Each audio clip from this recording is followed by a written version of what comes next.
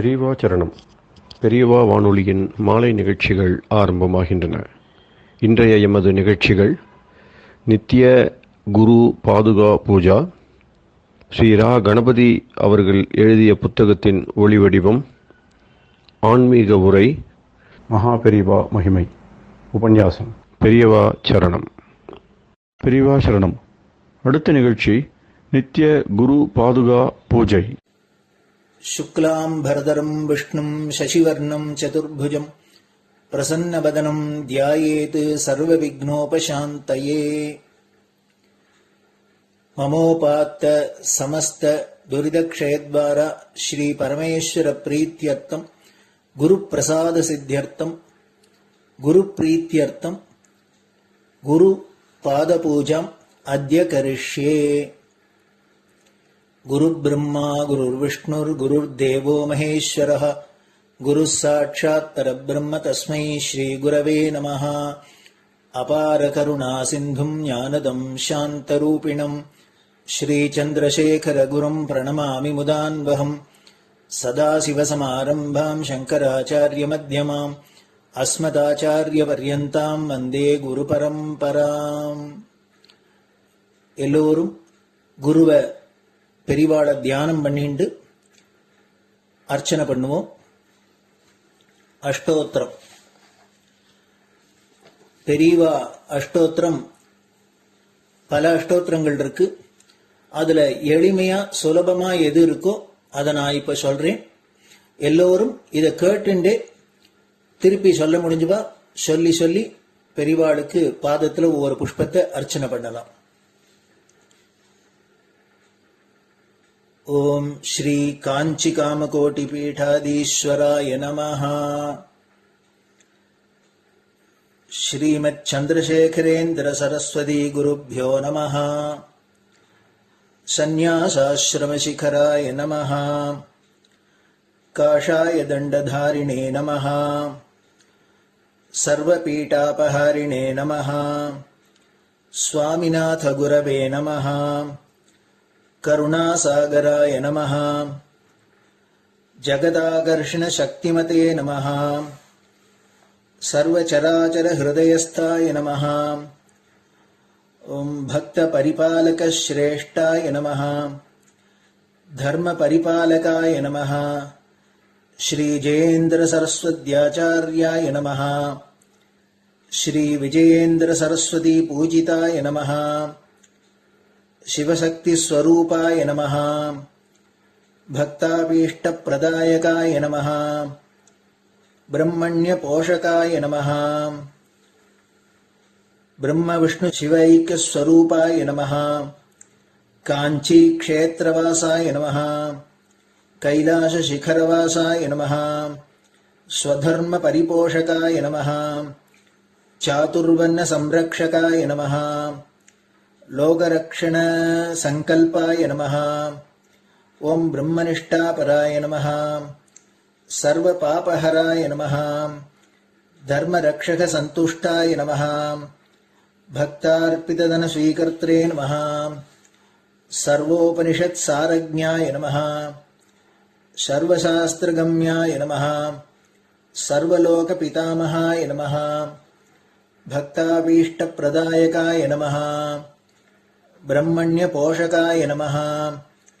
नानाविध पुष्पार्चितपताय नमः. रुद्राक्ष क्रीडधारिणे नमः. भस्मोद्दोलित विग्रहाय नमः. सर्वज्ञाय नमः. सर्वचराचर व्यापकाय नमः. अनेक शिष्य परिपालकाय नमः. मनश्चाञ्चल्य निवर्तकाय नमः. अभयहस्ताय नमः. भयापहाय नमः. यज्ञपुरुषाय नमः. यज्ञानुष्ठान रुचिप्रदाय नमः. यज्ञसम्पन्नाय नमः. यज्ञसहायकाय नमः. यज्ञफलदाय नमः. यज्ञप्रियाय नमः. उपमानरहिताय नमः. स्फटिक तुलसी रुद्राक्ष हारधारिणे नमः. चातुर्वर्ण समदृष्टये नमः. ऋग्यजुस्साम अथर्वणादि चतुर्वेद संरक्षकाय नमः. दक्षिणामूर्तिस्वरूपाय नमः जाग्रत् स्वप्न सुषुप्ति अवस्थातीताय नमः कोटिसूर्यतुल्यतेजोमय शरीराय नमः साधुसङ्गसंरक्षकाय नमः अश्वगज गोपूजा निर्वर्तकाय नमः गुरुपादुकपूजातुरन्तराय नमः कनकाभिषिक्ताय नमः स्वर्णबिल्वदलपूजिताय नमः सर्वजीवमोक्षदाय नमः मूकवाक्ताननिपुणाय नमः नेत्रदीक्षादानाय नमः द्वादशलिङ्गस्थापकाय नमः गानरसप्रियाय नमः ब्रह्मज्ञानोपदेशकाय नमः सकलकलासिद्धिताय नमः चातुर्वर्ण्यपूजिताय नमः अनेकभाषासम्भाषण कोविताय नमः अष्टसिद्धिप्रदायकाय नमः ओम श्री शारदामठसुस्थिताय नमः नित्यान्नदानसुप्रीताय नमः प्रार्थनामात्रसुलभाय नमः पादयात्राप्रियाय नमः नानाविधमतपण्डिताय नमः श्रुतिस्मृतिपुराणज्ञाय नमः देवयक्षकिन्नरकिंपुरुषपूज्याय नमः श्रवणानन्दकरकीर्तये नमः दर्शनानन्दाय नमः अद्वैतानन्दभरिताय नमः अव्याजकरुणामूर्तये नमः शैव वैष्णवादिमान्याय नमः श्रीशङ्कराचार्याय नमः दण्डकमण्डलोहस्ताय नमः वीणामृदङ्गसकलवाद्यनाथस्वरूपाय नमः रामकथारसिकाय नमः वेदवेदाङ्ग आगमादिसकलकलासतस्प्रवर्तकाय नमः हृदयगुहाशयाय नमः शतरुद्रीयवर्णितस्वरूपाय नमः केदारेश्वरनाथाय नमः अविद्यानाशकाय नमः निष्कामकर्मोपदेशकाय नमः लघुभक्तिमार्गोपदेशकाय नमः लिङ्गस्वरूपाय नमः सालग्रामसूक्ष्मस्वरूपाय नमः कालड्यां शङ्करकीर्तिस्तम्भनिर्माणकर्त्रे नमः जितेन्द्रियाय नमः शरणागतवत्सलाय नमः श्रीशैलशिखरवासाय नमः डमरुकनादविनोदाय नमः वृषभारूढाय नमः दुर्मदनाशकाय नमः आभिचारिकदोषहर्त्रे नमः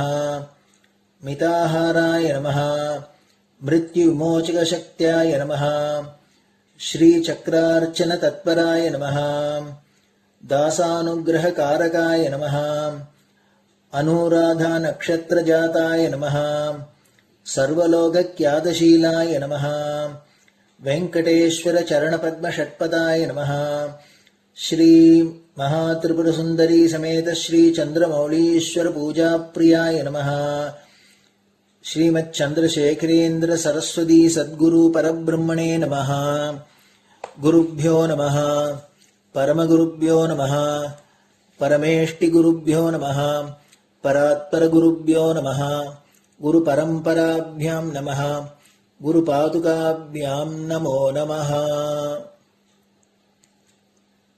அடுத்தது ஊதுபத்தி இருந்தா அதை காமிச்சு தூபம், நெய் தீபம் இருந்தா காமிச்சு அதை நெய் தீபம் தீபம் காமிச்சுட்டு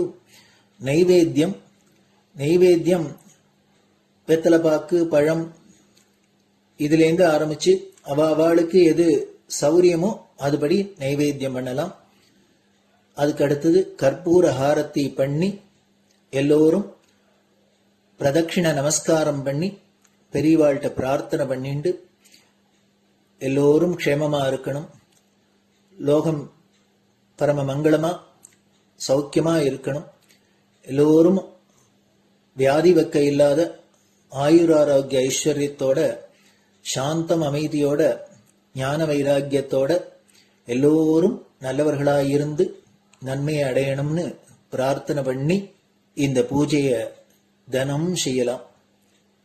குரு பிரம்மா குருர் விஷ்ணுர் குருர் தேவோ மகேஸ்வரः குரு சாட்சாத் பரபிரம்ம தஸ்மை ஸ்ரீ குரவே நமஹ. அபார கருணா சிந்தும் ஞானதம் சாந்தரூபிணம் ஸ்ரீ சந்திரசேகர குரும் பிரணமாமி முதான்வகம். சதாசிவசமாரம்பாம் சங்கராச்சாரிய மத்யமாம் அஸ்மதாச்சாரிய பர்யந்தாம் வந்தே குரு பரம்பராம். குரு பாத பூஜை நிறைவடைஞ்சது. பெரியவா சரணம். பெரியவா சரணம். பெரியவா வானொலியில் நேயர்கள் அடுத்து கேட்க இருப்பது ஸ்ரீ ரா கணபதி அவர்கள் எழுதிய புத்தகத்தின் ஒளி வடிவம். அளிப்பவர் ஸ்ரீமதி உமா சங்கர் அவர்கள். தேனினும் இனிய சொல்லான் தீச்சுடர் மேனி கொண்டான் ஊனுயிர்க்குயிரதான ஒன்றினைக் கலந்து நின்றான் ஏனினிக் கவலை நெஞ்சே இன்றுனக் அருள் செய்தான் இஞ்ஞானவான் காமகோட்டி நாதனை நம்புவோமே. ஜெய ஜெய சங்கர, ஹரஹர சங்கர. மகாபெரியவாளின் உபன்யாசங்களை ரா கணபதி அண்ணா தெய்வத்தின் குரல் என்ற பெயரில் 7 பாகங்களாக நமக்கு பிரித்து தொகுத்து கொடுத்ததின் முதல் பாகத்தின் அடுத்த பகுதி உலகம் பரவிய மதம். இப்போது ஹிந்து மதம் என்று சொல்லப்படுகிற நமது மதம் ஒன்றே ஆதியில் லோகம் முழுவதும் பரவியிருந்தது. அந்த ஒரே மதம் இருந்ததால் தான் அதற்கு தனியாக பெயர் வைக்க வேண்டிய அவசியம் இருக்கவில்லை. இதனால்தான் நம் ஆதார நூல்களில் ஹிந்து மதத்துக்கு பெயரே இல்லை என்பது என் அபிப்பிராயம். மிக மிக பழங்கால புதைபொருள் ஆராய்ச்சிகளை பார்த்தால் எல்லா அந்நிய தேசங்களிலுமே நமது வேத சமய சம்பந்தமான அம்சங்களை நிறைய பார்க்கிறோம். உதாரணமாக, கிறிஸ்து பிறப்பதற்கு சுமார் 1300 வருஷங்களுக்கு முன்னால் எகிப்து தேசத்தில் 2 அரசர்கள் செய்து கொண்ட உடன்படிக்கை சாசனம் பூமிக்கடியில் இருந்து கிடைத்திருக்கிறது. அதில் மித்ரா வருண சாட்சியாக இந்த உடன்படிக்கை செய்யப்படுவதாக சொல்லி இருக்கிறது. மித்ரா வருணர்கள் நமது வேதத்தில் சொல்லப்பட்ட தேவதைகள். மடகாஸ்கரில் உள்ள ஊர்களில் 75% சம்ஸ்கிருத மூலத்திலிருந்து வந்ததாக தெரிகிறது. ராமேஷஸ் என்ற ராஜப்பெயருக்கும் நம் ராமனுக்கும் சம்பந்தம் இருக்கிறது. பூகோளத்தின் கீழ்ப்பாதையிலும் இத்தகைய அடையாளங்களே உள்ளன. மெக்சிகோவில் நமது நவராத்திரி பண்டிகையின் போது ஓர் உற்சவம் நடக்கிறது. அதற்கு ராமசீதா என்று பெயர். அங்கே பூமியை வெட்டும் இடங்களில் எல்லாம் பிள்ளையார் விக்கிரகம் அகப்படுகிறது. ஸ்பெயின் தேசத்தார் புகுந்து அந்த நாட்டை வசப்படுத்தும் முன் அங்கிருந்த பழங்குடிகள் ஆஸ்டெக்ஸ், இது ஆஸ்திக என்பதன் திரிவே, பெருவில் சரியாக விஷு புண்ணிய காலத்தில் சூர்யாலயத்தில் பூஜை செய்கிறார்கள். இவர்களுடைய பெயர் இனகுல திலகன். இவர்களுக்கு பெயரே இன்காஸ். இனன் என்பது சூரியனுடைய பெயர். இனகுல திலகன் என்று ராமனை சொல்கிறோமே. ஆஸ்திரேலிய பழங்குடிகள் நிர்வாணமாக ஆடுகிற படங்களை ஒரு புஸ்தகத்தில் பார்த்தேன். ஸ்பென்சர் கில்லன் என்பவர்கள் எழுதிய Native Tribes of Central Australia என்கிற புத்தகத்தில் 128, 129 என்ற எண்ணுள்ள படங்கள். அதன் கீழ் சிவா டான்ஸ் என்று போட்டிருந்தது. நன்றாக கவனித்து பார்த்தேன். ஆடுகிற ஒவ்வொருவர் நெற்றியிலும் 3வது கண் வரைந்திருக்கிறது. போர்னியோ தீவில் பிரம்ம சிருஷ்டி முதல் யாருமே உள்ளே நுழையாத காடு, வர்ஜின் ஃபாரஸ்ட் என்று ஒரு பெரிய காட்டை சொல்லிக் கொண்டிருந்தார்கள். அதில் உள்ளே புகுந்து ஆராய்ச்சி செய்த போது நம் கிரந்த லிபியில் எழுதியது போல் ஒரு சாசனம் அகப்பட்டது. அதில் இன்ன மகாராஜா இன்ன யஜ்ஞம் செய்தான், இன்ன இடத்தில் யூபஸ்தம்பம் நட்டான், பிராமணர்களுக்கு கற்பக விருட்ச தானம் செய்தான் என்று கண்டிருக்கிறது. இதை யுபா இன்ஸ்கிரிப்ஷன் ஆஃப் மூலவர்மன் ஆஃப் கியோட்டி என்கிறார்கள். நம் மதத்தை ரொம்ப பரிகாசம் செய்த இங்கிலீஷ்காரர்கள் தான் இத்தனை விஷயங்களையும் கண்டுபிடித்து சொல்லி இருக்கிறார்கள். இவை எல்லாவற்றையும் விட எனக்கு தோன்றுகிற ஒன்று சொல்கிறேன், வேடிக்கையாக இருக்கும். சகரர்கள் யாக குதிரையை தேடி பாதாளத்துக்கு வெட்டிக்கொண்டே போனார்கள். அப்போது உண்டான கடலே சகரர் பெயரில் சாகரமாயிற்று. கடைசியில் கபில மகரிஷியின் ஆசிரமத்துக்கு பக்கத்தில் குதிரையை கண்டார்கள். அவரே குதிரையை அபகரித்ததாக எண்ணி அவரை ஹிம்சித்தார்கள். அவர் திருஷ்டியினாலே அவர்களை புசுக்கி சாம்பலாக்கிவிட்டார். இது ராமாயண கதை. நம் தேசத்துக்கு நேர் கீழே உள்ள அமெரிக்காவை பாதாளம் என்று வைத்துக் கொண்டால் அங்கே இருக்கும் கபிலாரண்யம், மதுரை என்பது மருதை என்கிற மாதிரி கலிபாரண்யமாக கலிபோர்னியாவாக இருக்கலாம். அதற்கு பக்கத்தில் குதிரை தீவு, ஹார்ஸ் ஐலாண்ட், சாம்பல் தீவு, ஆஷ் ஐலாண்ட் இவை உள்ளன. சகரர் சாகரம் பற்றி இன்னொன்றும் தோன்றுகிறது. சஹாரா பாலைவனமும் ஒரு காலத்தில் கடலாக இருந்தது என்கிறார்கள். சாகரம்தான் சஹாராவாயிற்றோ என்று தோன்றுகிறது. இப்படி உலகம் முழுக்க நம் மத சின்னங்கள் இருப்பதை பார்த்துவிட்டு நம்மவர்களில் சிலர் இங்கே இருந்து அங்கே போனார்கள், அந்த தேசத்தவர்கள் இங்கே வந்தார்கள், பலவித பரிவர்த்தனை ஏற்பட்டது என்று ஆராய்ச்சியாளர்கள் சொல்கின்றனர். எனக்கோ எல்லா இடத்திலும் ஒரே தர்மம்தான் இருந்தது. இந்த சின்னங்கள் அங்கங்கேயே ஆதியில் இருந்தவர்களால் ஏற்பட்டவை என்றுதான் தோன்றுகிறது. சரித்திர காலம் என்று சொல்லப்படுகிற ஒரு 2000-3000 வருஷத்துக்கு உட்பட்ட சான்றுகள் மற்ற தேசங்களில் கிடைப்பதை பார்த்து இந்தியர்கள் அங்கெல்லாம் சென்று அங்குள்ள பழைய நாகரீகத்தை அகற்றிவிட்டு அல்லது அதற்குள்ளேயே ஊறிப் போகிற மாதிரி ஹிந்து நாகரீகத்தை புகுத்தி இருக்கிறார்கள் என்று ஆராய்ச்சியாளர்கள் சொல்கிறார்கள். ஆனால் 4000 வருஷம் அதற்கும் முற்பட்ட காலங்களில் கூட வைதீக சின்னங்கள் பல தேசங்களில் இருக்கின்றன. அதாவது அந்த தேசங்களில் நாகரீக வாழ்வு, சிவிலைசேஷன் தோன்றின போதே இந்த வைதீக அம்சங்கள் அங்கே இருந்திருக்கின்றன. இதற்கு பிற்பாடுதான் அந்த தேசத்து பழங்குடிகளுக்கென்று ஒரு மதமே தோன்றுகிறது. கிரீஸில் இப்படி ஒரு பூர்வீக மதம், பல தெய்வங்களுக்கு பெரிய பெரிய கோவில் கட்டி வழிபடுகிற மதம் உண்டாயிற்று. அதிலும் வைதீக சம்பந்தமான அம்சங்கள் இருக்கின்றன.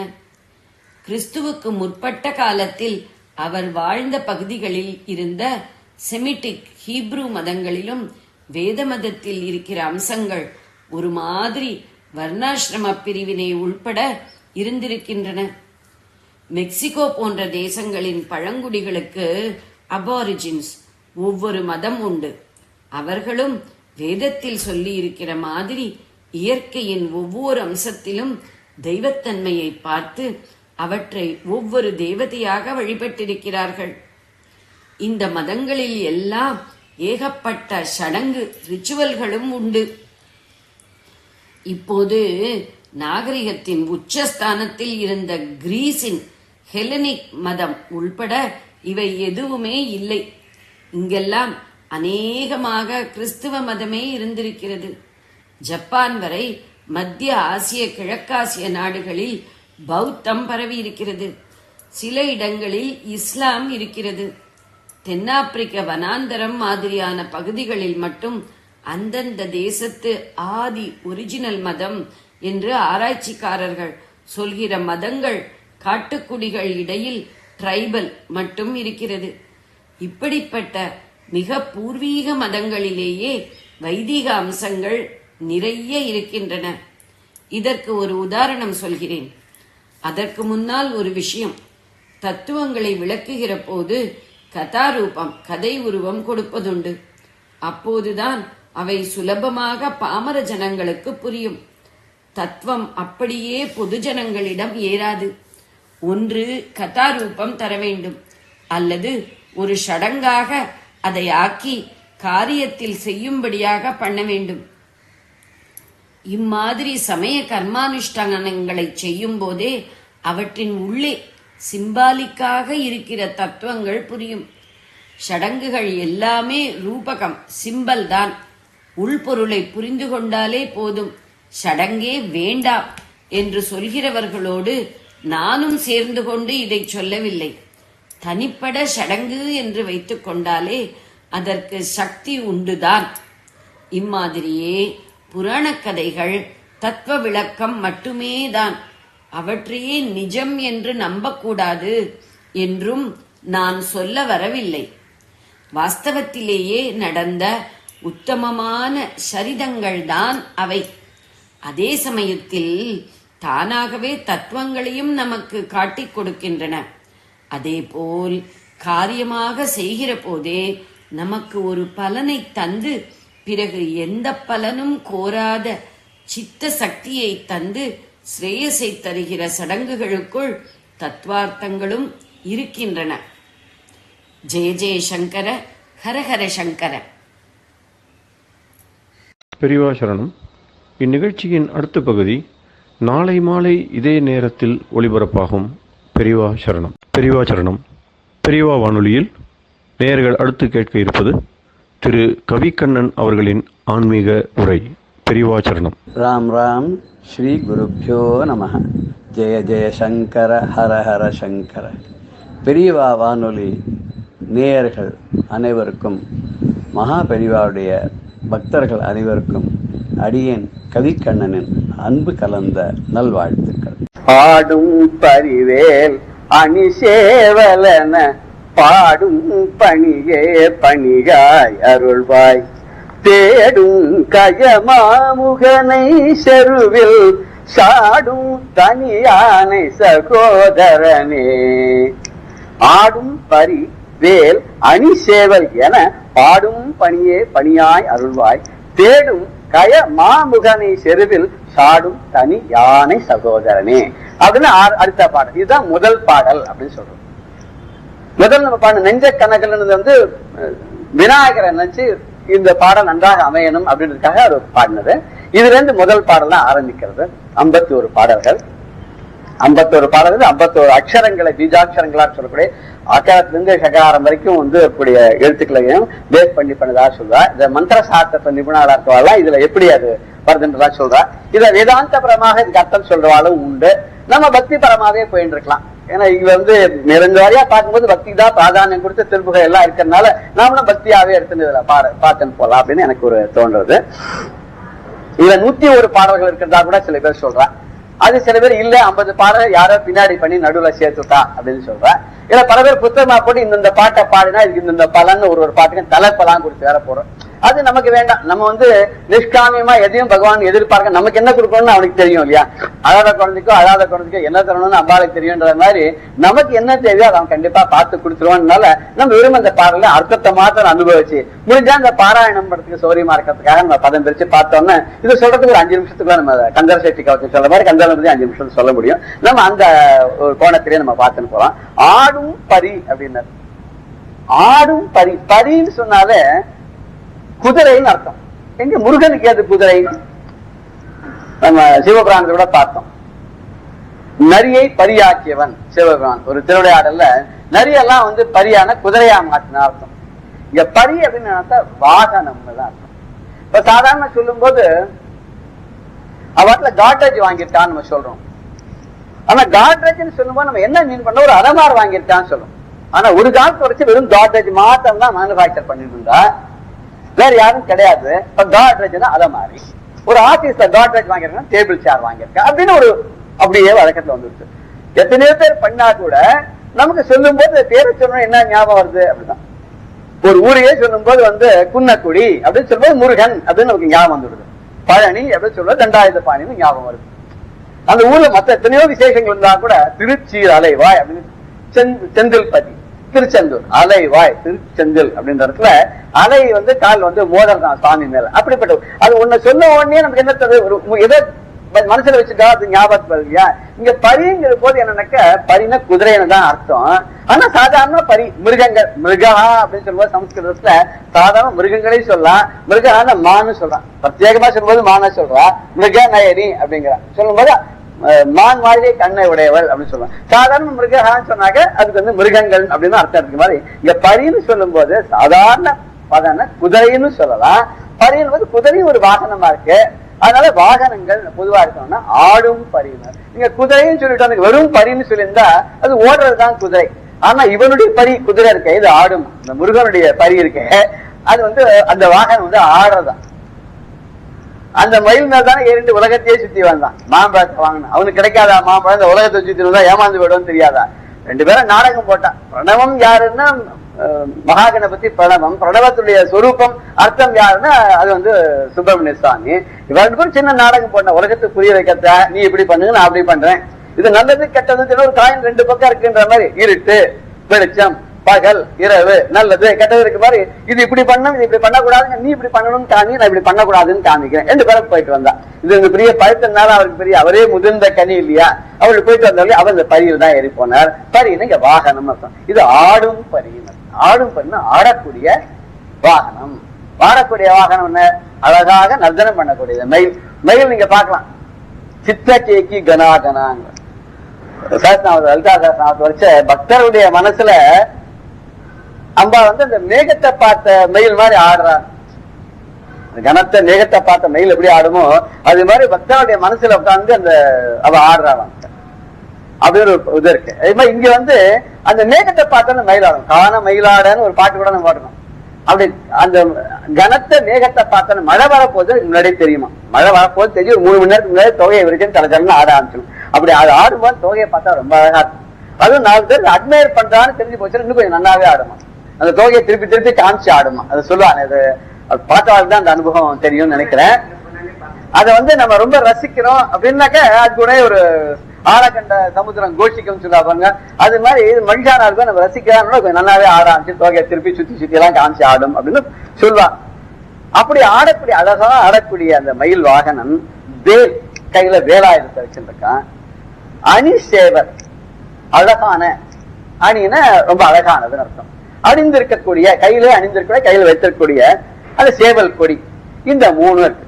இந்த சூரபத்மனை சம்ஹாரம் பண்ணோடனே அவன் வேலாகும் சேவலாகும் மாறி வந்தான். வேலை என்ன பண்ணா கையில ஆயுதமா வச்சிருந்தா, சேவலும் மயிலாக வந்தான். மயில வாகனமா இருந்தா சேவலை கொடியில வச்சிருந்தார். வேல் எப்படி கிடைச்சுன்னா சூரசம்ஹாரம் போறதுக்காக அம்பாலே தன்னுடைய சக்தி எல்லாம் வேலா அதுல ஆவாகனம் பண்ணி வேலா கையில கொடுத்தா. அந்த சக்தி ஒரு ஆயுதமா கையில கொடுத்தா. அவனுக்கு சக்தி தரன் பேர். வால்மீகி ராமாயணத்துக்கு கூட ராமன் எப்படி போனான்னா, ராமன் வந்து ராமம் சக்தி தரோபமங்கிறார். ராமன் சக்தி தரனான சுப்பிரமணிய சுவாமிக்கு சமமாக விஸ்வாமித்திரர் நடந்து போனாராம். அவன் வேலை வச்சுன்னு போனா, அவன் வந்து வில்ல வச்சுன்னு போனா. போறது எப்படி இருந்ததுன்னு அந்த முருகனையே பாக்குற மாதிரி இருந்ததுன்னு அங்க வியாக்கியானத்தை சொல்றார். அப்படி வந்து கையில வேல் வச்சிருக்கான். இந்த 3 எதுக்கு உபமானம் அப்படின்னு கேட்டா, இந்த வேல் சேவல் கொடியா இருக்கு, மயில் வாகனமா இருக்குன்னு பார்த்தோம். வேலுக்கு என்ன வேலை? வேல் கையில இருக்கு. பகவான் யாரையாவது சம்ஹாரம் பண்ணோம்னா அதுக்கு யூஸ் பண்றான்னு சொல்றோம் இல்ல, ஆனா அறிவினுடைய சின்னமாக வேல் இருக்கு அப்படின்னு சொல்றான். அது எப்படி அறிவுடைய சின்னம் அப்படின்னா, சாதாரண அறிவு எப்படி இருக்கணுமா சிம்பாலிக்கா அதை சொல்ற. அறிவு வந்து ரொம்ப ஆழமா இருக்கணும், ஆழ்ந்த அறிவு இருக்கணும், நுண்ணிய அறிவு சொல்லணும். அது அதுக்கப்புறம் கூர்மையான அறிவு, ஷார்ப்பா இருக்கணும் அப்படின்னு சொல்ல. கூர்மையா நுண்ணிய அறிவு இருக்கணும். அப்புறம் அகன்ற அறிவு இருக்கணும். பரந்த அறிவுனா நிறைய படிச்சிருக்கணும். அதாவது கடல் மாதிரி கற்றது கை மண்ணளவு கல்லாதது உலக அளவு அப்படின்னு யாரு அம்பாலே சொல்றாங்க, சரஸ்வதியே சொல்றாங்க. படிச்சா ரொம்ப கம்மி, இன்னும் படிக்க வேண்டியது நிறைய இருக்கு. உபநிஷத்துல கூட சொல்ல, ஒரு ரிஷி வந்து தபஸ் பண்ணார்.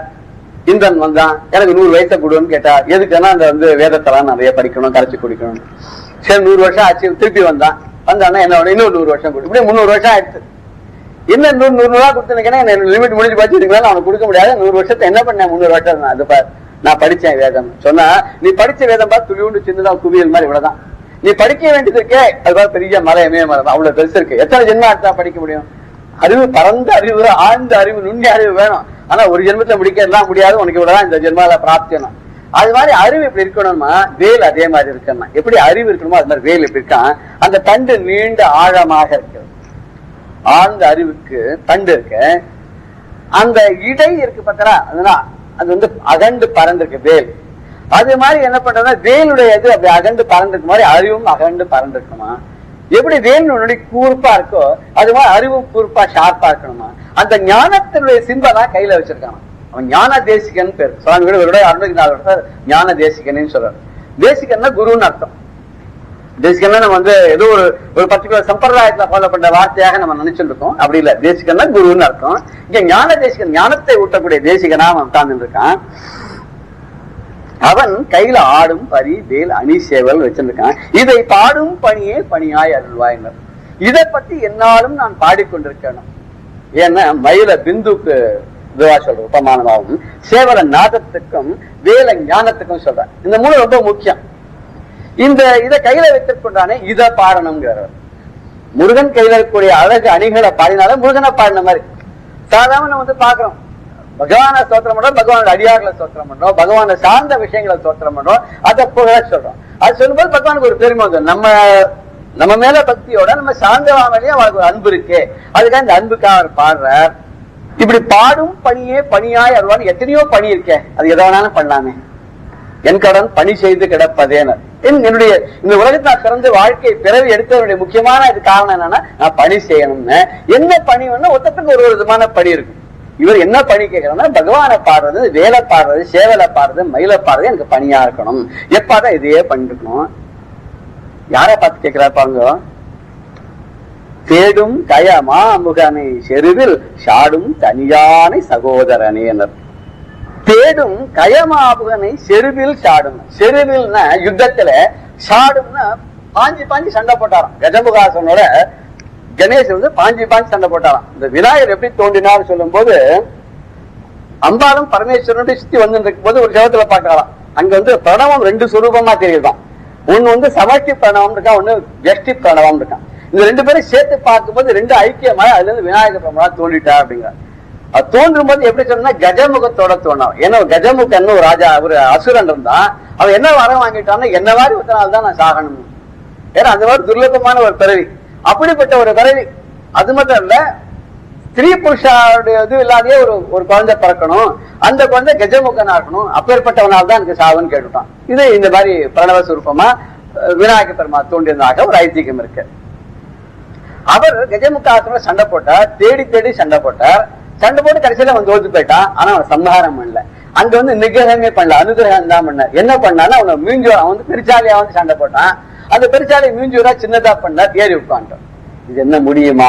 இவ்வளவு பெரிய ரூபமான பிள்ளையார் என்ன வெயிட் இருப்பார் பாருங்க. ஒரு சின்ன பிள்ளையார், கல்லு பிள்ளையார் வந்தா எவ்வளவு வெயிட் இருக்கு.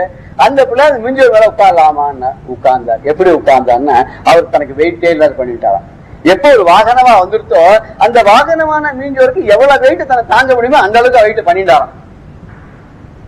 அந்த கஜமுகாசன சொல்லும் போது அவன் யாரை எதிர்த்து சண்டை போடுறது தெரியாத திமிரு பிடிச்சு அலைஞ்சு இருந்தான். அங்கங்க தேடிட்டு இருக்கான். எப்படி தேடினான் பாருங்க. அவன் தேடும் கயமாமுகன், செருவில் தேடும் கயமா, யாரோட சண்டை போடலான்னு. இந்த நாராயண பட்டத்தில் சொல்லும் போது வராகத்துல ஒரு ஸ்லோகம் சொல்றாரு. ஹிரண்யாட்ச மகா சுரேந்திரா ரணாய தாவன்னு அனவாப்த வைரிங்க. ஹிரண்யாட்சன் மகா சுரேந்திரன், மகா அசுரேந்திரன், மகா அசுரேந்திரன். அவன் பெரிய ராட்சசன். அவன் என்ன பண்ணான்னா, ரணாய யுத்தத்துக்காக சண்டை போறதுக்காக தாவன் அங்கங்க ஓடினான். ஓடிக்கொண்டு என்ன பண்ணான்னா, அனவாப்த வைரின, அவாப்த எதிரி அடைஞ்சுட்டான். அனவாப்தன்னு அடையல. ஒரு எதிரி எங்கெங்க தேடினே கிடைக்கல. அப்படி கிடைக்காத எதிரியே கிடைக்காத அங்கங்க தேடினா அது மாதிரி கஜமுகாசனம் தேடும் கயமாகுவனை செருவேல்.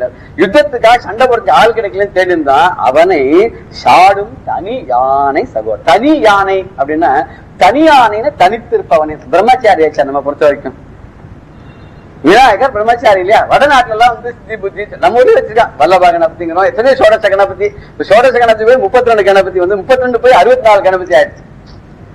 இங்க நீங்க மகாராஷ்டிரா எல்லாம் போனா அஷ்ட விநாயகன்னு ஒரு கோயில் இருக்கு. இப்படி அந்தந்த ஊர் ஐதீகத்துக்கு தகுந்த மாதிரி வச்சிருக்கா. இவன் தனி யானை சகோதரன். தனி யானைனாக்க யானையினுடைய சகோதரன் ஆடு முருகனை. தனி யானை, தனியார் கூட யானையினுடைய சகோதரன் இல்ல. இப்ப தனி யானை தனித்த தன்மையுடைய யானை முகன் அப்படின்னு சொல்லிக்கலாம். ஆனா இங்க தனியானைன்னு அவன் நம்ம ஊர் பிரகாரம் பிரம்மச்சாரியா தனியா இருக்கான். அங்கங்க பார்த்தா வந்து ஒரு இதுல அரச மரத்துக்கிடையே உட்கார்ந்துருக்காங்க இல்லையோ. அப்படிப்பட்ட தனியாக உட்கார்ந்து கொண்டு தனியாகவே சென்று அந்த கஜமுகாசுரோட தனியாகவே போரிட்டு அவனை சாடும் தனியானை தானாகவே போர் புரிஞ்சு அவனை வென்று அவனை மூஷிக வாகனமாக ஏற்றுக்கொண்டாரு அந்த கணபதியுடைய சோதரனே. அப்பேற்பட்ட கணபதி அவளை பொழியக்கூடியவர். அவரை முதல்ல அவரை நினைச்சுட்டு அவர்கிட்ட ப்ரே பண்ணி எனக்கு நீ அருள் பண்ணணும்னு சொல்லிட்டு ஆரம்பிச்சு அடுத்த பாடல் என்ன பண்றாருன்னா, எனக்கு எப்படிப்பட்ட ஒரு பாடக்கூடிய பணியை கொடு அப்படின்றது. பாடும் பணியே பணியாய் அருள்வாய் பழனிமலை உறையும் பரமதயாளா. பாடும் பணியே பணியாய் அருள்வாய் நாடும் பொருள் கைகூட சுதிலய நாதமுடல் பக்தி பரவசமாய் உன்னை பாடும் பணியே பணியாய் அருள்வாய் பழனிமலை உறையும் பரமதயாளா. உன்னை பாடும் பணியே பணியாய் அருள்வாய். ஓதும் வேதத்தின் பொருளானவனே ஓம்கார வடிவே ஒப்பிலா குகனே. பாதம் மரபா பிறவிகள் எடுத்து பாதம் மரபா பிறவிகள் எடுத்து பன்னெடும் காலம் உனையே நினைந்து பன்னெடும் காலம் உனையே நினைந்து பாடும் பணியே பணியாய் அருள்வாய் பழனிமலை உறையும் பரமதயா. உன்னை பாடும் பணியே பணியாய் அருள்வாய். இவருக்கு இது இந்த பாடலுக்கு ஒத்து வர மாட்டேங்கிறதா நீங்க எடுத்துருக்கோம். இப்படி ஆடும் பரி வேல் அணி சேவல் என பாடும் பணியே பணியாய் அருள்வாய் தேடும் கஜ மாமுகனை. அந்த கஜங்கிறத தமிழ்ல கய மாமுகனை செருவில் சாடும் தனி யானை சகோதரனே அப்படின்னு சொல்லி அட்ரஸ் பண்ணி அந்த சாமியை நான் உன்னை பத்தி பாட போறேன். இந்த பாடுற பாடல்கள் நீ ஏத்துக்கணும். என்னன்னைக்கு என்னுடைய லைஃப்ல உன்னை பாடிட்டு இருக்கக்கூடியதாகவே எனக்கு நீ இதை நீ கொடுக்கணும், அருளை நீ பண்ணணும் அப்படின்றார். பெரியவா சரணம். இந்நிகழ்ச்சியின் அடுத்த பகுதி நாளை மாலை இதே நேரத்தில் ஒளிபரப்பாகும். பெரியவா சரணம். பெரியவா சரணம். அடுத்த நிகழ்ச்சி மகா பெரியவா மகிமை உபன்யாசம். வழங்குபவர் பிரம்மஸ்ரீ கணேச சர்மா அவர்கள். அபார கருணா சிந்தும் ஞானதம் சாந்தரூபிணம் ஸ்ரீ சந்திரசேகரகுரும் பிரணமாமி முதான்மகம். காஞ்சி மகாபரிவா சன்னதியில் பண்டிதர்கள் முதல் பாமரர்கள் வரை பல பேர் வந்துருக்கா. பல பேருக்கு பலவிதமான அனுபவங்கள். ஒவ்வொரு அனுபவமே ரொம்ப ஒரு அமானுஷ்யமாக இருக்குது, ஒரு அதிசயமாக இருக்குது, ஒரு நெகிழ வைக்கிறாப்பில் இருக்குது. எல்லா ஜீவராசிகளுக்கும் எப்படி இல்லாமல் அருள் கிடைக்கிறது அப்படிங்கிறதெல்லாம் பல விஷயங்களை பார்த்துன்னு வரும். அதில் சில பேரோட அனுபவம்லாம் நமக்கு ரொம்பவே ஒரு வியப்பாக இருக்குது. அதில் ஒன்று ரெண்டு பார்க்கலாம். யுஜீனியா போர்கினி அப்படின்னு ஒரு இத்தாலி நாட்டு பெண்மணி. அவள் தென் அமெரிக்காவில் ஒரு பெரிய டூரிஸ்ட் கைடாக இருக்கிறவா. இவளுக்கு மதுரையில் ஒரு ஃப்ரெண்டு, இந்தியாவில் ஒரு பரிச்சயம் உண்டு. மதுரையில் ஒரு ஃப்ரெண்டு, நெருங்கின நண்பர். அந்த நண்பரோட அறிமுகத்தினால என்ன பண்ணால் பெரியவாளை பற்றி கேள்விப்பட்டா. அந்த நண்பர் பெரியவாளை பற்றி சொன்ன பேர்பட்ட ஒரு மகான் இருக்க, நீங்கள் அவசியம் தரிசனம் பண்ணும் அப்படின்ட்டு. அதனால் இந்த யுஜீனியா என்ன பண்ணால் பெரியவாளை பார்க்கறதுக்காக வந்தா. பெரியவா அப்போ இளையாத்தங்குடி அப்படிங்கிற இடத்துல இருக்கிறதே பார்க்கறதுக்கு வந்தா. இந்த பார்த்ததை அவள் எப்படி வர்ணிக்கிறா அப்படின்னா, நான் லைஃப்பில் நாம் அது மாதிரி ஒரு விஷயத்தை பார்த்ததே கிடையாது. I have never seen such an extraordinary being அப்படிங்கிறா. இது மாதிரி ஒரு பிரத்யேகமான ஒரு விஷயத்தை நான் பார்த்ததே கிடையாது. ரொம்ப எக்ஸ்ட்ராடினரியாக இருந்தது பெரியவாளை. எதன பெரியவாளோட ரூபத்தையே சொல்கிறா. பொதுவாக நாம் மனுஷா அப்படின்னா என்ன சொல்கிறோம் அப்படிங்கிற இந்த மனுஷன் அப்படிங்கிற வார்த்தைக்கு எப்படி நாம் அர்த்தம் பண்ணிக்கிறோம் அப்படின்னா, ஒரு ஃப்ரெஷ் அண்ட் பிளட்ல இருக்கிற கையே காலு மூக்கு நாக்குள்ளாம் இருக்கிற ஒரு பாஞ்ச பௌதிகமான சரீரத்தை தான் நாம் மனுஷன் அப்படிங்கிற வார்த்தையினால அர்த்தம் பண்ணிக்கிறோம். ஆனால் இதே அர்த்தத்தை அவருக்கு நாம் சொல்ல முடியுமோ? பொருந்தவே பொருந்தாது. ஆனால் பார்த்தா நம்மள மாதிரி ஒரு மனுஷ சரீரம் மாதிரி இருக்கு. ஆனால் அது நிச்சயமாக நம்மளை போல ஆர்டினரியாக ஒரு விஷயம் இல்லை.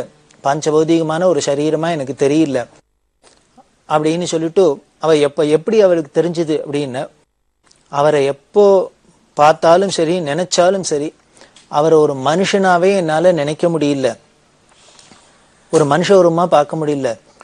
முதல்ல நான் பார்க்கறதே அவர் எப்படி இருந்தேன்னு ஒரு ஒளியா தெரிஞ்சது, ஒரு ஜோதிஸ் அப்படிங்கிற ஒரு லைட் மாதிரி இருந்தது.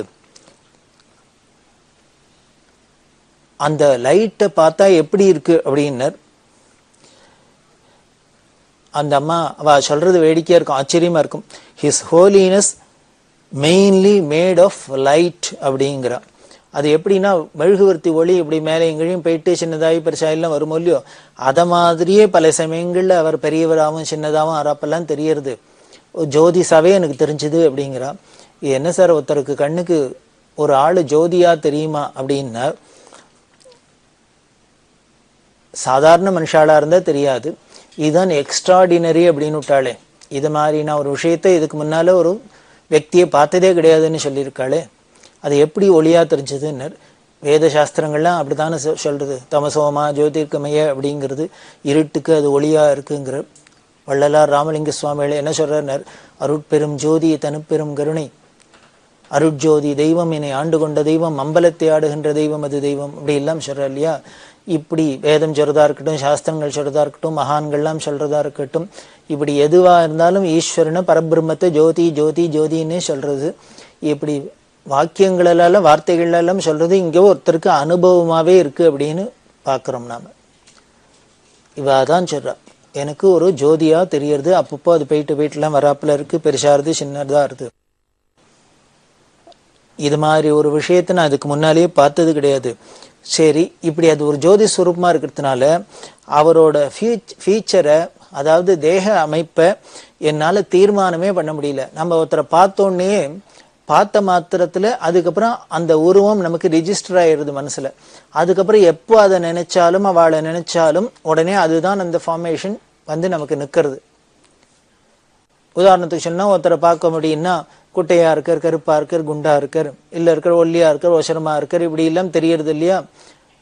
இப்படி பெரியவாளை பார்த்தா இப்படி என்ன மாதிரி அவரோட உருவ அமைப்பை தீர்மானம் பண்ணிக்கலாம் அப்படின்னா அது பண்ணிக்க முடியல. அது எப்படி ஆயிடுதுன்னா அப்பப்போ மாறிண்டே இருக்கு. வேக்ஸ்ல பண்ணின மாடல் மாதிரி அவர் அப்பப்போ அந்த உருவம் மாறிண்டே இருக்கு. இது எனக்கு ஒரு அதிசயமா இருந்தது. அவர் ரொம்ப நல்ல ஒசரமா இருக்கிறதாவே முதல்ல எனக்கு தோணித்து. அதுக்கப்புறம் நான் இன்னொரு தடவை வந்து பெரியவாளை தரிசனம் பண்ண வரத்தை பார்த்தாக்க திடீர்னு டோட்டலி எனக்கு டிஃப்ரெண்டா தெரிஞ்சார். அப்போ பார்த்தாக்க சாதாரணமா ஒரு பௌதீக சரீரத்துல அவர் பார்க்கறதே ஒரு சுமார் 5 அடி மதிக்கத்தக்க ஒரு அளவோட ரொம்ப ஒல்லிய சரீரத்தோட இப்படி எல்லாம் இருக்கிறது தான் தெரிஞ்சுது. இப்ப ஏன் இப்படி தெரிஞ்சதுன்னு, முதல்ல வரத்தே அந்த ஜோதி சுரூபமா தன்னை வெளிக்காமிச்சின்னு அந்த பெரியவா இப்போ ஏதோ சுவிட்ச் ஆஃப் பண்றாப்புல அந்த ஜோதியை சுவிட்ச் ஆஃப் பண்ணிருக்கா. இப்போ பாஞ்ச பௌதிகமான சரீரம் மட்டும் தெரியறது அப்படிங்கிற. இதுக்கு உதாரணம் எப்படி சொல்றா அப்படின்னா, அந்த பக்தர் உள்ளுக்குள்ள இருக்கிறத ஸ்படிகம் இருக்கு, ஸ்படிகத்துக்கு பின்னால விளக்க வச்சாலும் இந்த பக்கம் அந்த வெளிச்சம் தெரியும். நீங்க பார்த்தீங்கன்னா இந்த கண்ணாடிக்கு பின்னால விளக்கு வச்சா விளக்கு அப்படியே தான் இருக்கும். கண்ணாடி என்ன கலர்ல இருக்கோ அதுக்கு ஏத்தாப்புல தெரியும். பச்சை கண்ணாடியா இருந்தா பச்சை விளக்கு, சேப்பு கண்ணாடியா இருந்தா சேப்பு விளக்கு மாதிரி பெரியவாளும் ஸ்பட்டிகமா இருக்கா.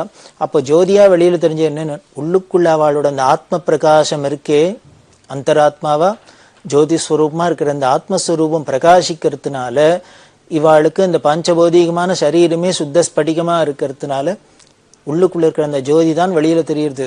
சில சமயங்கள்ல அவ வரக்கூடிய இந்த பக்தர்களோட தராதரத்தை யோகீதிய அவ தீர்மானம் பண்ணி சில சமயங்கள சுவிட்ச் ஆஃப் பண்றாப்புல அந்த ஜோதி ஸ்வரூபத்தை மறைச்சுக்கிறாள். அவ மறைச்சுண்டா இப்ப இந்த பஞ்சபௌதிகமான சரீரம் தெரியுது அப்படின்னு அவ சொல்றா.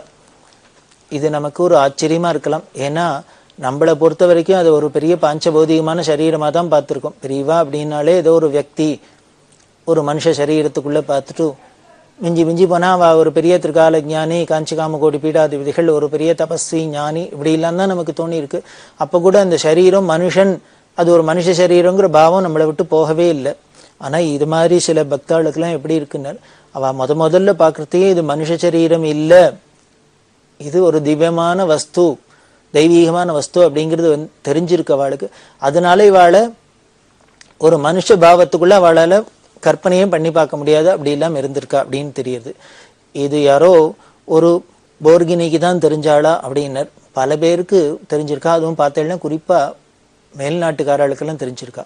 காரணம் அவள்லாம் அந்த சத்தியத்தை தேடுறதுலையும் அந்த உண்மையை தெரிஞ்சுக்கணுங்களே தீராத தாகத்தோட ஒரு முமுட்சுக்களா வந்தவாளுக்கெல்லாம் இது மாதிரி தரிசனம் ஆயிருக்கு அப்படின்னு தெரியுது. இன்னொரு சமயம் இன்னொரு வெள்ளக்காரர் வந்தார். ராத்திரி பெரியவா உள்ளுக்குள்ள விஸ்ராந்திக்கு போயாச்சு. பெரியவாள்கிட்ட கைங்கரியம் சில கைங்கரியப்பர்கள் இன்னும் வந்தவாள்ல ஒருத்தர் 2 பேர் அங்கே உட்காந்துன்னு வெளியில உட்காந்துருக்கா. ஒரு கார் வந்தது. கார்லேருந்து ஒரு வெள்ளக்காரர் வந்தார். வந்தவர் என்ன பண்ணார், இதுதானே சங்கராச்சாரிய இருக்கிற இடம்? ஆமா அப்படின்னு. நான் இமீடியட்டா இப்போ அவரை பார்க்கணும் அப்படின்னு கைங்கரியம் பண்ணவர் சொன்னார். இத்தனை நேரம் கார்த்தாலேருந்து தரிசனம் கொடுத்துட்டு இப்போதான் ரெஸ்ட்டுக்கு போயிருக்கா, இப்போ பார்க்க முடியாது, அகாலம் ஆயிடுத்து, நீங்க கார்த்தால வாங்கோ, கார்த்தால பார்க்கலாம் அப்படின்னு. அந்த ஆளு சொன்னார், இல்லை நாளைக்கு நான் ஊருக்கு போயாகணும், எனக்கு இப்பயே பார்க்கணும் அப்படின்னு. இப்போ பார்க்க முடியாது அப்படின்னு சொல்லின்னு இருக்கா. இப்படி 2 பேரும் வாக்குவாதம் நடந்துக்கிட்டே உள்ளேருந்து கையை தட்டினா கூப்பிட்டா. இந்த கைங்கரியம் பண்றவர் உள்ளுக்குள்ள போனோன்னு பெரியவா கிட்ட என்னை பார்க்க யாரான்னு வந்திருக்காளா அப்படின்னு. இந்த கைங்கரியம் பண்றவர் பார்த்து வந்திருக்கிற வெள்ளக்காரனா இருக்க. இந்த வெள்ளக்காரெல்லாம் வந்தா பல மணி நேரம் உட்காந்துன்னு மெடிடேட் பண்ணிட்டு உட்காந்துன்னு இருப்பா. பெரியவாளு சிவனேன்னு தாப்பில் பிசாத உட்காந்துருப்பா. இல்லையா ஏதானும் கேள்வியெல்லாம் கேட்டு தொலைச்சுட்டே இருப்பா. இப்படி ஏதானும் காரியம் நடக்கும். அதனால பெரியவாளை படுத்துக்க போயாச்சு ரெஸ்ட்டுக்குன்னு அவளை திருப்பி டிஸ்டர்ப் பண்ண வேண்டாம், எல்லாம் வெளியில ஒருத்தரும் இல்லை அப்படின்னு இவராவே இந்த விஷயத்தை உண்மையை மறைச்சு சொன்னார். பெரியவா இல்லை வெளியில பேச்சு குரல் கேட்டுதே அப்படின்னு. இந்த பேச்சு குரல் கேட்டது அதோ இங்க பெரியவாள்கிட்ட எப்பொழுதும் வந்தா தரிசனத்துக்கு வந்தாலே எப்பொழுதும் வரவாதான் இருக்கா அப்படின்னு 2-3 பேர் ரெகுலரா வரவாள் பேர் சொன்னார். அதுல நாகலட்சுமி அப்படின்னு இந்த நாகலட்சுமி வரலாம் தான் இருக்கா அப்படின்னு. உடனே பெரியவா சொல்றா, நாகலட்சுமி இருக்காங்கிற நான் ஆம்பளை குரல்லாம் கேட்டது அப்படின்னு. பெரியவாள்கிட்ட ஒரு உண்மையை மறைச்சு ஒருத்தராலையும் ஒன்றும் ஜெயிச்சுட்டே வர முடியாது. அது எப்படி சத்திய வஸ்துவோ அங்கே ஒளிவு மறைவே கிடையாதோ சுத்தஸ்படிகமோ அதே போலதான் நம்மளையும் பண்ணிவிடுவா. நாமளும் அப்படி ஏதானு அங்கே போய் மறைச்சு கரைச்சி ஏதானு பண்றதுக்கு பார்த்தோம்னா அங்கே ஒன்றும் எடுபடாது. கடைசியில நம்மள உண்மையை கறக்கிற வரைக்கும் விடமாட்டா. இப்படி எல்லாம் கேள்வி கேட்டோன்னா அவரால் என்ன பண்றதுன்னு தெரியல கைங்கரியம் பண்றவருக்கு. ஆமா ஒரு வெள்ளைக்காரர் வந்திருக்காரு அப்படின்னு. அப்ப அவர் அங்கே உட்கார சொல்லும், நான் வரேன் அப்படின்னு விட்டா. சரியா போச்சா? இவர் வழியில வந்த உட்காந்துக்கோப்பா அப்படின்னா அந்த ஆளை உட்காத்தி வச்சா. பெரியவா வந்தவா அந்த ஆளுக்கு பக்கத்துல தாப்புல உட்கார்ந்துட்டு இருக்கா. அந்த ஆளு ரொம்ப சந்தோஷமா தரிசனம் பண்ணிட்டார். உடனே என்ன பண்ணார், தாப்புல உட்காண்டார். சித்த நேரம் கண்ணை மூடிந்து உட்கார்ந்துட்டு பார்க்கிறவர் பெரியவாளை அப்படியே தியானிக்கிறவர் ஒரு உணர்ச்சி வசப்பட்டார். கொஞ்ச நேரம் கழிச்சு அப்படி செலுத்துன்னு ஏந்துண்டவர் பெரியவாளை தொடரத்துக்கு போறார். உடனே கூட இருக்கிறவர் என்ன பண்ணார், அந்த தர்பாசனத்தை வச்சு அவர் மேல பற்றாத இருக்கும் தொற்றாத இருக்குமே அப்படி குறுக்க வச்சு தடுத்தார். உடனே இந்த தடுக்கிறவரை கைங்கரியம் பண்றவரை அந்த வந்த வெள்ளக்கார சொன்ன, தடுக்காத நகரு அப்படின்ட்டு மறைக்காத அப்படின்னு சொல்லிட்டு உடனே கேட்ட, don't you see the light அப்படின்னு. நீ பார்க்கலையே அந்த வெளிச்சத்தை அப்படின்னு. கைங்கரியம் பண்ணி நாங்கள் தானே இந்த வெளிச்சத்தை தான் பார்த்துட்டு இருக்கோம், நீ தானே புதுசா வந்திருக்க பார்த்துட்டு போ அப்படின்னு சொல்லி அவரை பதில் சொல்லின்னு இருக்காரு. அப்புறம் இவர் தானே இந்த பால் பிரண்டன் சொன்ன சங்கராச்சாரியர்? ஆமாம் இவரே தான், சாட்சாத் இவரே தான் அப்படின்லாம் சொன்னா பரம சந்தோஷம். அவர் உடனே உத்தரவு வாங்கிட்டு கிளம்பி போயாச்சு. பெரியவாளும் கிளம்பி உள்ளுக்குள்ள போயாச்சு.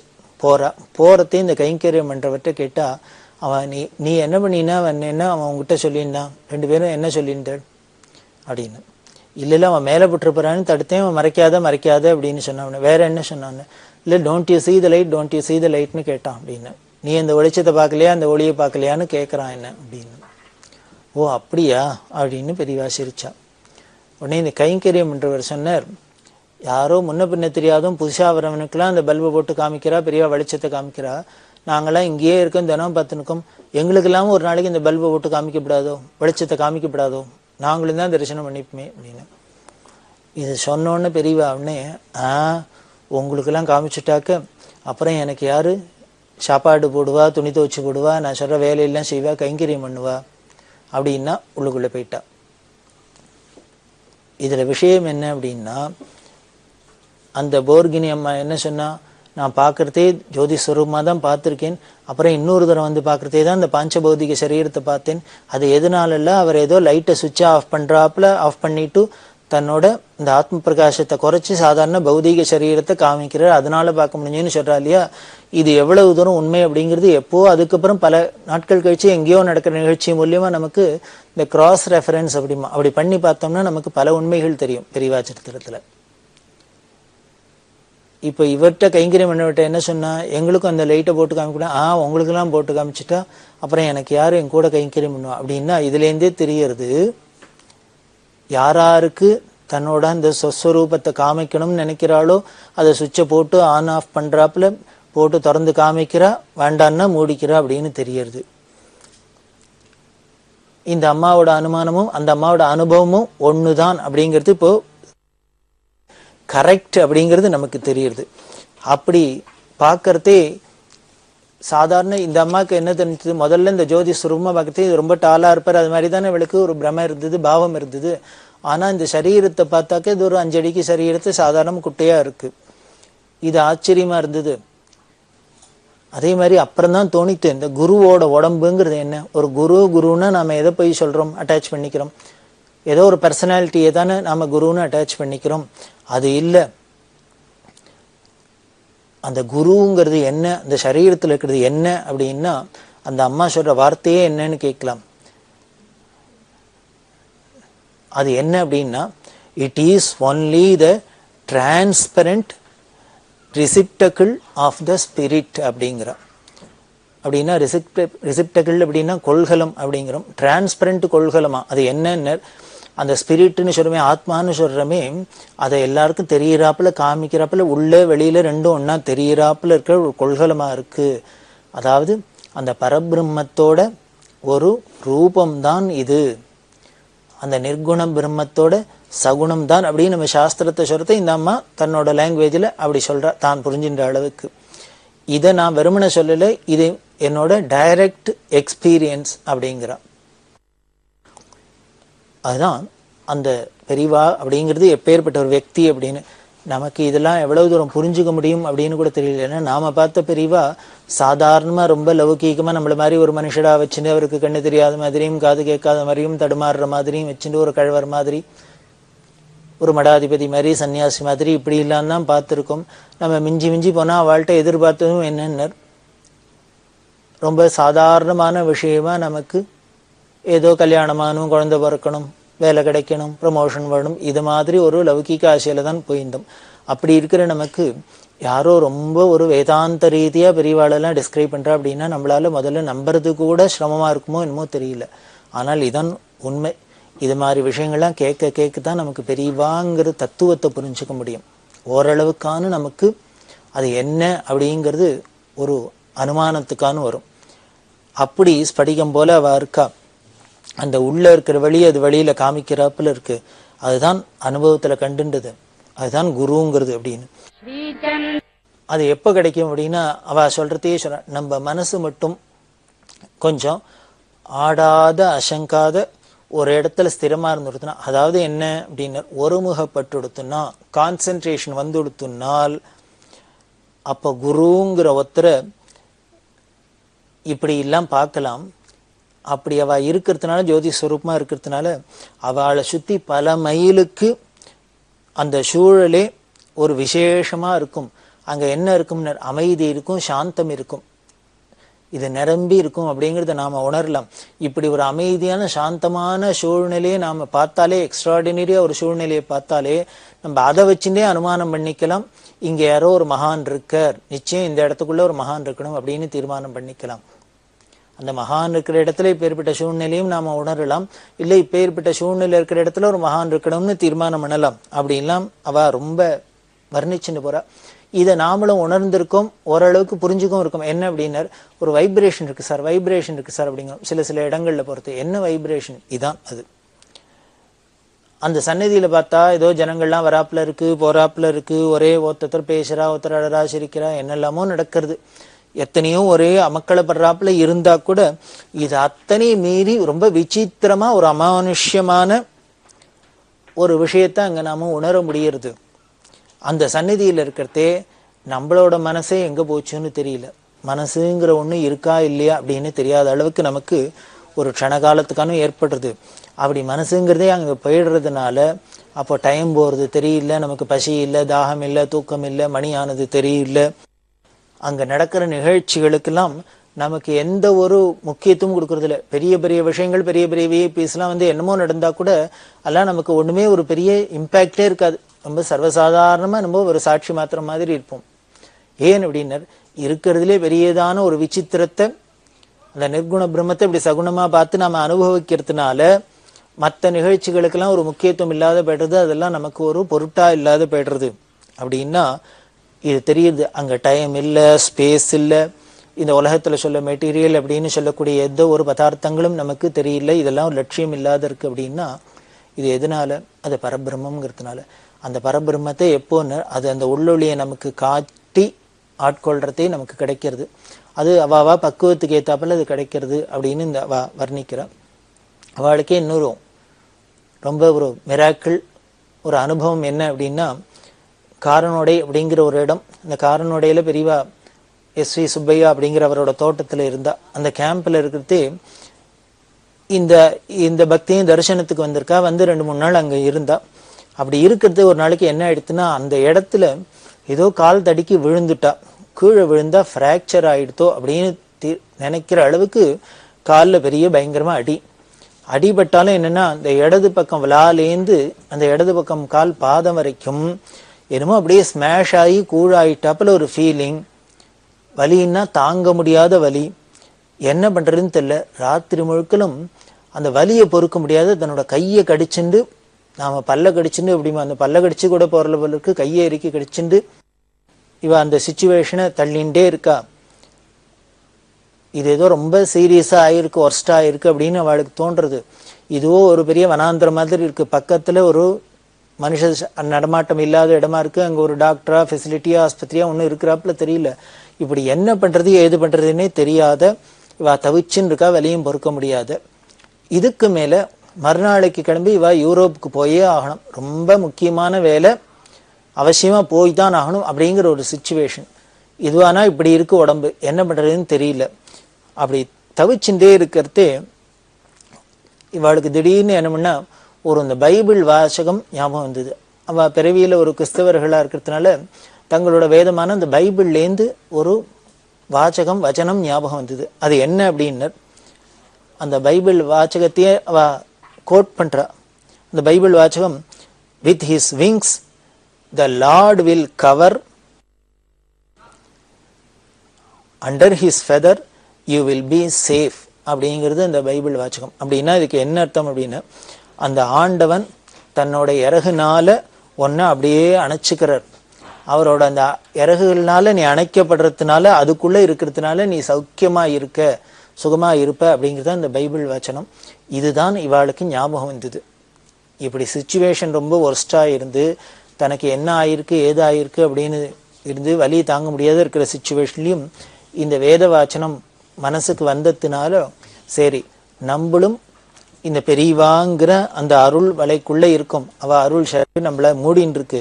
அதனால நாம் நினைக்கிறாப்புல ஒன்றும் ஆகாது, இது ஏதோ சரி ஆயிடும் அப்படிங்கிறாப்புல தன்னைத்தானே மனசை ஒரு விதமாக சமாதானப்படுத்த கிட்டத்தட்ட வெடிகாரத்தால சமயத்தில் இந்த அம்மாவுக்கு அசதியில் தூக்கம் வந்தது. தூங்கி போயிட்டா. ஒரு வழியாக தூங்கியாச்சு. எத்தனை நேரம் தான் யோஜனை உண்டு, எத்தனை நேரம் தான் நாம் பல மீண்டு கவலைப்பட்டு இருக்கிறது. நேராக தானே சோர்ந்து போகிறதே, கலப்பு ஏற்படுத்தே ஒரு தூக்கம் வந்துடுறது இல்லையா, அது மாதிரி தூக்கம் வந்தது. அந்த தூங்கி ஏந்துட்டு திடீர்னு ஏந்துண்டா. அப்புறம் முழிச்சுண்டா. ஏந்துண்டாக்க ஆச்சரியம் என்னென்ன, சர்வ சகஜமாக ஏந்துண்டா இந்த அம்மா தன்னோட காரியத்தெல்லாம் முடிச்சுண்டு நேர பெரியவாள்கிட்ட சன்னதிக்கு போகிறா. அங்கே போய் எப்பொழுதும் இப்படி கால் மேலே கிராஸ் லெக் போட்டுன்னு கால் மேலே கால் போட்டுன்னு உட்காந்து தரிசனம் பண்ணுற வழக்கம். இன்றைக்கும் போனால் அதே மாதிரி கால் மேலே காலை போட்டுன்னு தரிசனம் பண்ணிட்டு உட்காந்துருக்கா. தரிசனம் பண்ணிட்டு உட்காந்தா அப்போ தான் தெரிஞ்சுது ஒன்றுமே நடக்காத மாதிரி இருக்குது. எப்படி இது சர்வசாதாரணமாக ஆச்சுன்னு தெரியல. ராத்திரி முதல் நாள் விழுந்து அப்படி வலி தாங்க முடியாத இருந்தது, இப்போ என்ன ஆயிடுத்துன்னு சர்வ சகஜமாக ஆயிடுத்து அப்படின்னு சொல்லிட்டு இந்த வேத வாக்கியத்தில் சொன்னது, அந்த ஆண்டவனோட சிறைக்குள்ளே நாம் இருந்தோம்னா, அவரோட அருள் வலைக்குள்ளே இருந்தோம்னா நமக்கு ஒரு குறையும் இல்லை அப்படின்னு சொன்னது ரொம்ப சர்வ நிதர்சனமாக ஆச்சு, என்னோட அனுபவத்துக்கு வந்தது அப்படின்னு அந்த அம்மா தன்னோட பெரியவாள்கிட்ட தனக்கு ஏற்பட்ட அனுபவத்தை சொல்கிறா. அப்போ சொல்லிட்டு சொல்கிறா, இப்போ ஏற்பட்ட ஒரு குரு இருக்கிறதே அவரோட நாம் பக்தாள்னு அவரோட அந்த விங்குக்குள்ளே இருக்கிறதே நாம் ஏன் கவலைப்படணும், நமக்கு என்ன கஷ்டம் வரப்போகிறது, சிரமம் வரப்போகிறது அப்படின்னு சொல்கிறா. இப்படி அவள் சொல்கிற இந்த தைரியம்லாம் தான் நமக்கும் ஒரு மருந்தாக இருக்குது. அதனால் எல்லாருக்கும் மனுஷான்னா பல சிரமங்கள் வரும், கஷ்டங்கள் வரத்தான் வரும். அதுக்கு ஒரு அருமருந்தாக என்ன இருக்குன்னு பெரிவாங்கிற ஒரு மருந்து இருக்குது. அருமருந்து ஒரு தனி மருந்து, அம்பலத்தை ஆடும் மருந்து அப்படின்னு ஒரு மகான் பாடுறாரு. வைத்தீஸ்வரன் அப்படின்னு பேர், பேஷஜம் விஷக் அப்படின்னு வேதமும் சொல்கிறது அவரை. அவரே மருந்தான், அவரே டாக்டரான். மற்ற இடத்துலாம் டாக்டர் வேற மருந்து வேற. டாக்டர் சொன்ன மருந்து சாப்பிட்டா தான் வைத்தியம் பலிக்கும், குணமாகும். ஆனால் இங்கே என்னென்ன அந்த ஈஸ்வரனே மருந்தாகவும் இருக்குது, டாக்டராகவும் இருக்கார் அப்படின்னு சொல்லி அப்பேற்பட்ட வைத்தீஸ்வரனை பெரியவாளை நாமும் வழிபட்டு நம்மளோட வினைகள்லாம் களைய பெறுவோம். அப்படி இருக்கிற பெரியவாளோட வைபவத்தில் தொடர்ந்து நாம் அனுபவிக்கலாம். பெரியவா சரணம். இந்நிகழ்ச்சியின் அடுத்த பகுதி நாளை மாலை இதே நேரத்தில் ஒளிபரப்பாகும். பெரியவா சரணம். பெரியவா சரணம். அடுத்த நிகழ்ச்சி திருவாசக இன்னிசை. வழங்குபவர் ஸ்ரீ சத்குருநாத தேசிகர் அவர்கள். பெரியவா சரணம். திருச்சிற்றம்பலம். திருப்பூவல்லி இணையார் திருவடி என் தலைமேல் வைத்தலுமே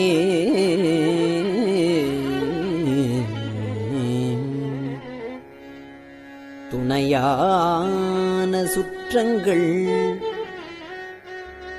அத்தனையும் துறந்து ஒழிந்தே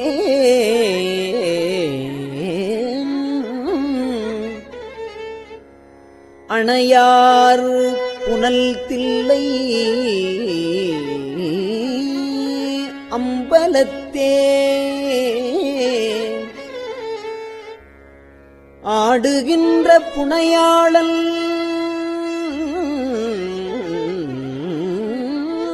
சீர்பாடி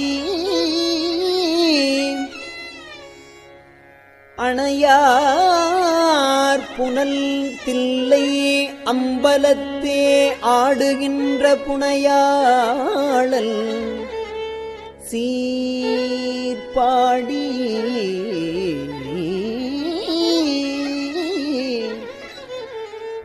பூவல்லி கொய்யாமோ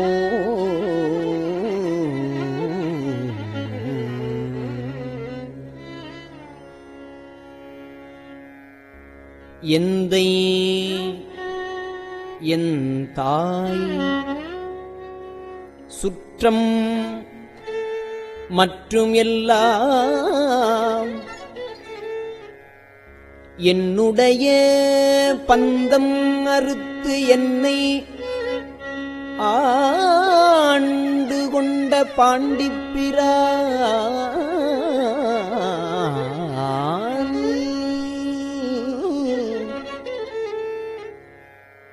அந்த இடைமருதில் ஆனந்தத்தேன் இருந்த பொந்தை பரவி நாம்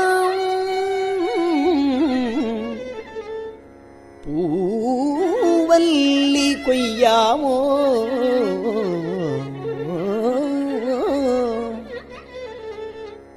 ஞாயிற்கடைப்பட்ட நம்மையும் ஓர் பொருட்படுத்து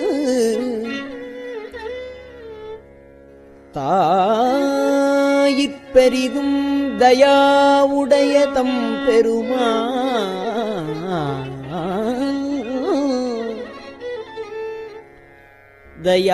தயாவுடைய தம் பெருமான்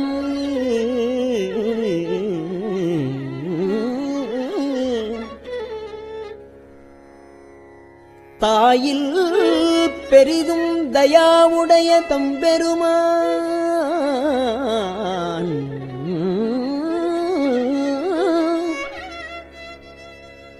மாயப் பிறப்பறுத்து ஆண்டான் என் வல்வினையின்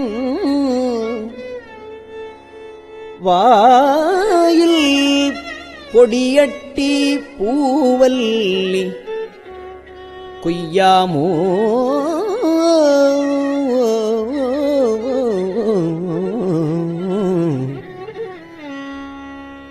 பண்பட்ட தில்லை பதிக்கு அரசை பரவாதே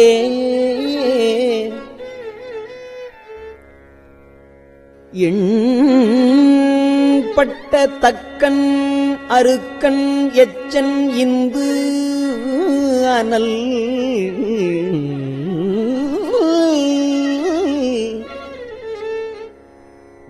விண்பட்ட பூதப்படை வீரபத்திரரால்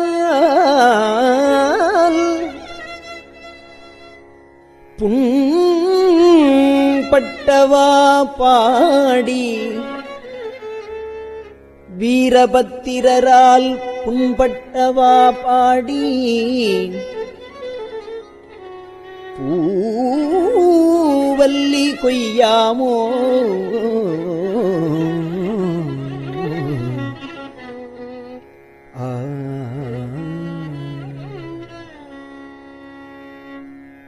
தேனாடு கொன்றே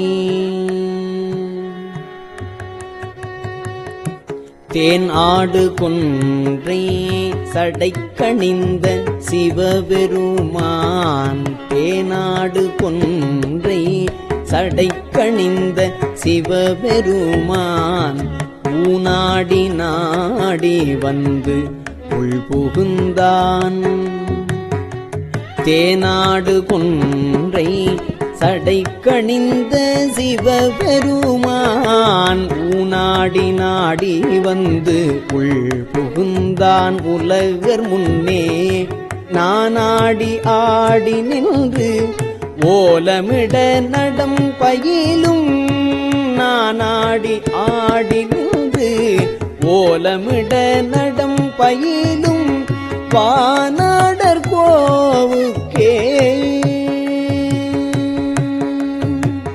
வானாடர் கோவுக்கே பூவல்லி கொய்யாமோ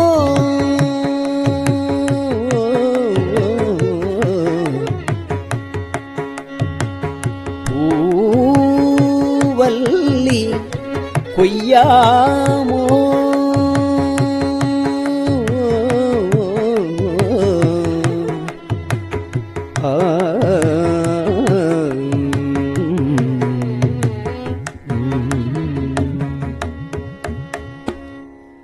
எரிமூன்று தேவர்க்கு இறங்கி அருள் செய்தருளே சிரமூன்று அறத்தன் திருப்புருவம் நெறித்தருளி உருமூன்றுமாகி உணர்வரிதாம் ஒருவனுமே உருமூன்றுமாகி உணர்வரிதாம் ஒருவனுமே புறமூன்று எரித்தவா பூவல்லி பொய்யாமோ புறம் மூன்று எரித்தவா பூவல்லி பொய்யாமோ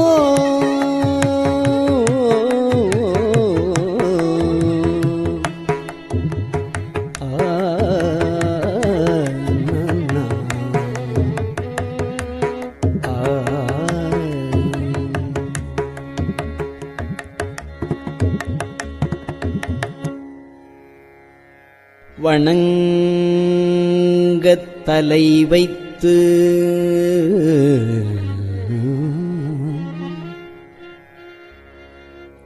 வார்கழல் வாய் வாழ்த்த வைத்து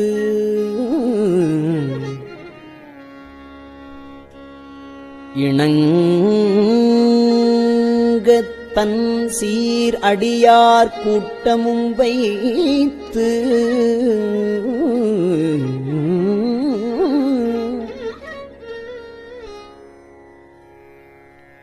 எம்பெருமான்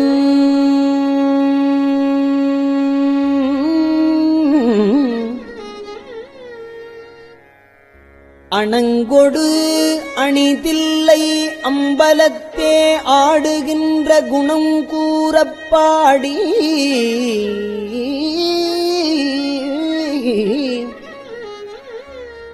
அணங்கொடு அணிதில்லை அம்பலத்தே ஆடுகின்ற குணங்கூறப்பாடி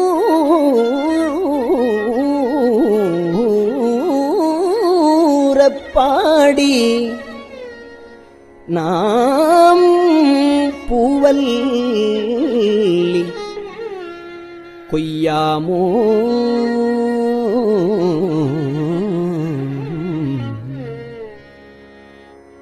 நெறி செய்து அருளித்தன் சீரடியார் பொன்னடிக்கே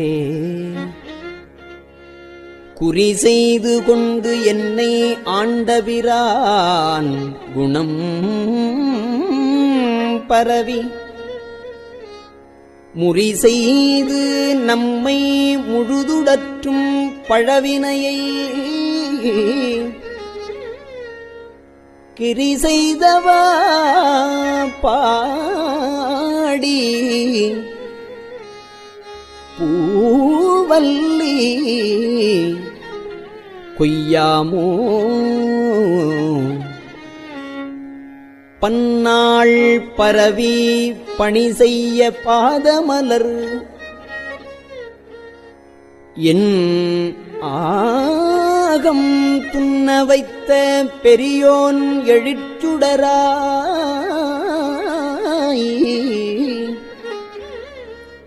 கல்நார் உரித்தன்னை ஆண்டு கொண்டான் கடல் இணைகள்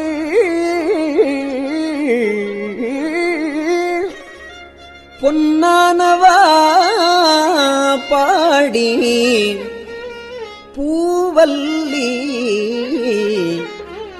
கொய்யாமோ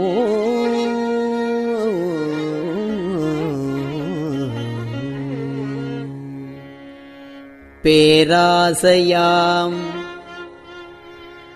இந்த பிண்டம் அறப் பெருந்துரையான் பேராசையாம் இந்த பிண்டம் அறப் பெருந்துரையான்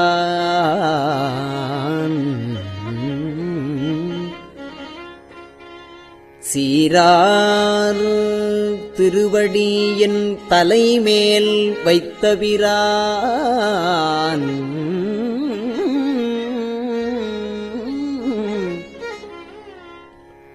காரார் கடல் நஞ்சை உண்டு உகந்த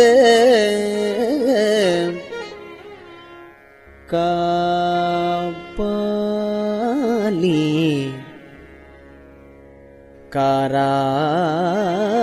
காரார் கடல் நஞ்சை உண்டு உகந்த காபாலி போரார் புறம் பாடி பூவல்லி கொய்யாமோ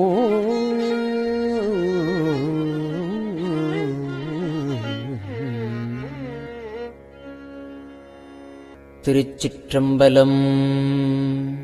பெரியவா சரணம். இந்நிகழ்ச்சியின் அடுத்த பகுதி நாளை மாலை இதே நேரத்தில் ஒளிபரப்பாகும். பெரியவா சரணம். பெரியவா சரணம். பெரியவா வானொலியின் இன்றைய நிகழ்ச்சிகளின் நிறைவாக திருப்பொன்னூசல் வழங்குபவர் சத்குருநாத தேசிகர் அவர்கள். பெரியவா சரணம். திருச்சிற்றம்பலம். திருப்பொன்னூசல். மாதாடு பாகத்தன்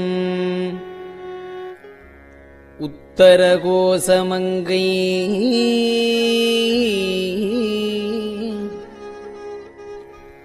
தாதாடு குன்றை சடையான்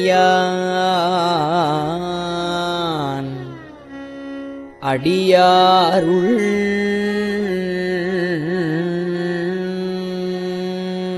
கோதாட்டி நாயேனை ஆட்கொண்டு என் தொல்பிறவி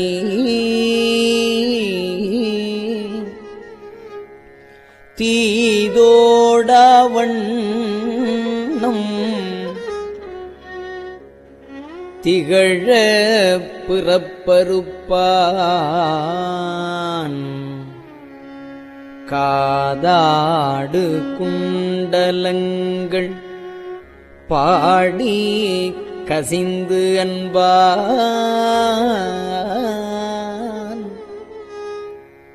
போதாடு பூன்முலையே போதாடு பூன்முலையே பொன்னூசல் ஆடாமோ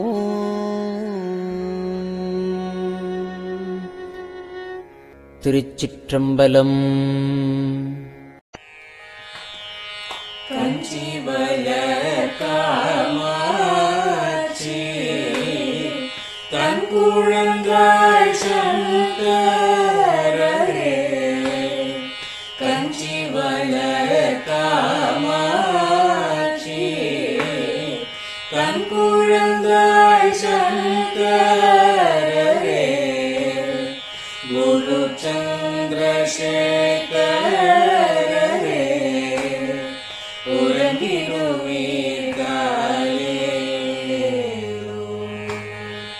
உறங்கிடுவீர்களேலோ.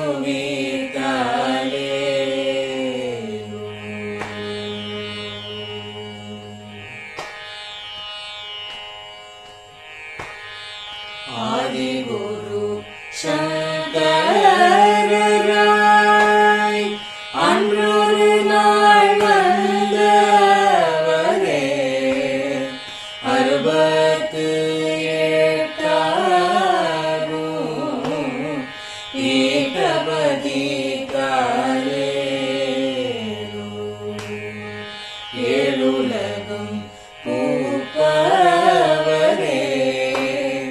காப்பவரே கரப்பவரே, எல்லோர்க்கும் அருள்பவரே, உறங்கிடுவீர்களேலோ.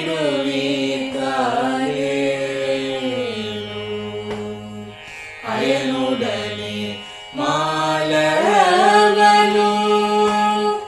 தேடிய பொற்பதத்தவரே,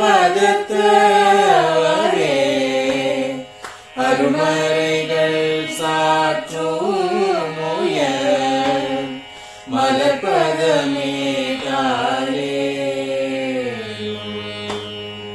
முக்தி நிலை எய்திடவே சக்தி தரும் சத்குருவே, முக்தி நிலை எய்திடவே சக்தி தரும் சத்குருவே, நித்தமெங்கள் நாவீசையில் நித்திரை கொள்தாளேலோ, நித்தமெங்கள் நாவீசையில் நித்திரை கொள்தாளேலோ, நித்தமெங்கள் நாவீசையில் நித்திரை கொள்தாளேலோ.